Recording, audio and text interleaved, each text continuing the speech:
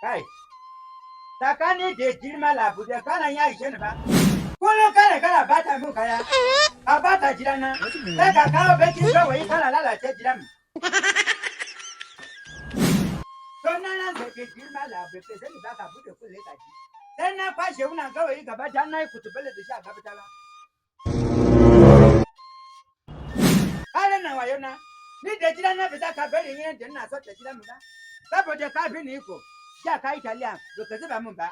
Shekaran jiya ma ka yi makaroni. A doya da kwai na ji kai shi na bayi. Ka zuba. Ba za ka iya sa min ba. Saboda mugun magana. To bari ka jin gaya maka. Saboda ina haya a gidanka. Sai ka samun gida. Na sa. Wani irin rayuwa ne? Wani irin masifa ne a cikin gidan nan? Dan kawai ina haya a gidanka. Dan na dafa taliya na dafa indomi. Mijina ne ka aje ni ka yi. Ko na da shara a hannun da yake. Lele. Kuna mata ya samu wuri zama. Sai na ji ma wai ne ya kawo ka zama gida nan. Kula sai na ji. Saboda kare nan wayo na. Ni da gida na ba za ba ni umari yi ba ko? Sai ka kara mu kola nan. Sai na ma ku ni ka wulai. Ko wai ya dole ta gari wannan.